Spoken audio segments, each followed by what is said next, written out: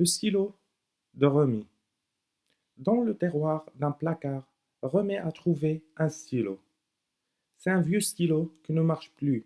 Remy ne le sait pas.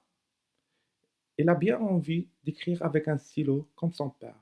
Remy s'en va en cachette dans le bureau de son père, trouve une bouteille d'encre et remplit le stylo.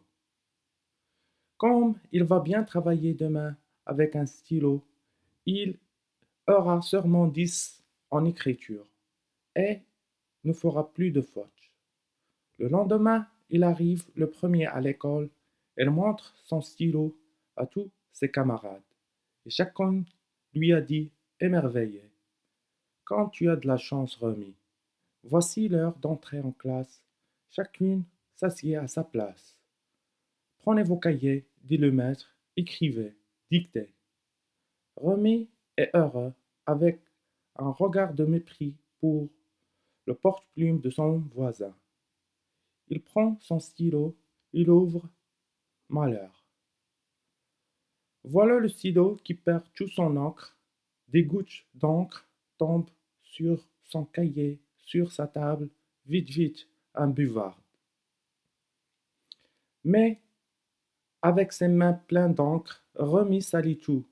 Son sac, son tablier. Il a bientôt de l'encre sur le nez. Eh bien, Remy, dit le maître, tu as fait de joli travail. Tu rendras ce stylo à ton père. Prends ton porte-plume comme tout le monde. Et ce soir, tu nettoyeras ta table. Pauvre Remy, il est bien malheureux maintenant.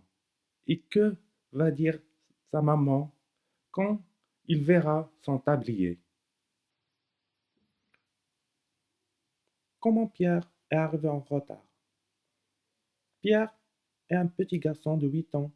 Il habite avec ses parents dans un petit village au fond de la campagne. Il n'y a pas d'école dans le village de Pierre. Pierre va à l'école du village voisin à plus de 4 kilomètres. Il n'y va pas à pied. Son père, qui est menuisier, lui a fabriqué une petite voiture. La voiture ressemble à une charrette, mais elle est beaucoup plus petite. Savez-vous qui tire cette petite voiture?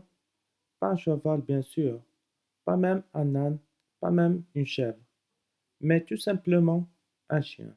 C'est Dick, le beau gros chien qui tire la voiture de son petit maître et qui l'amène tous les matins à l'école. Quand l'école est finie, c'est encore Dick qui le ramène, le petit Pierre, à la maison. C'est amusant de venir à l'école dans une voiture à chien. Vous ne le trouvez pas? Je suis sûr que vous aimeriez cela.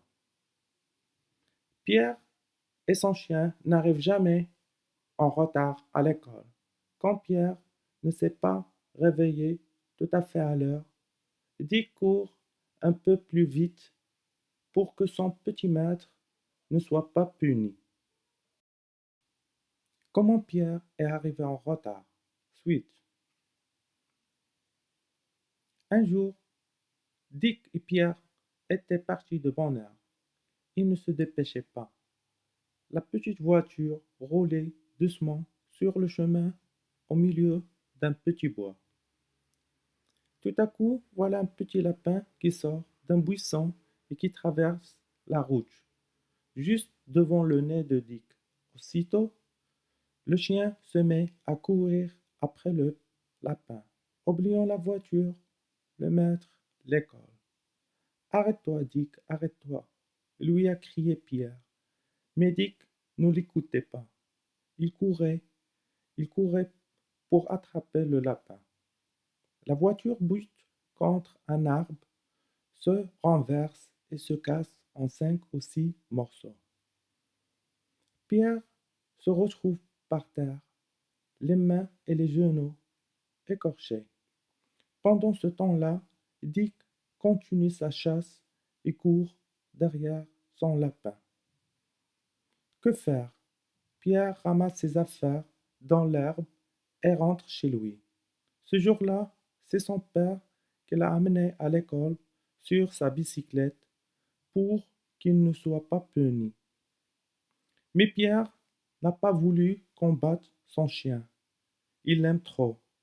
Et le papa de Pierre a fabriqué une autre petite voiture, mais sur celui-là, cette fois, il a mis des freins.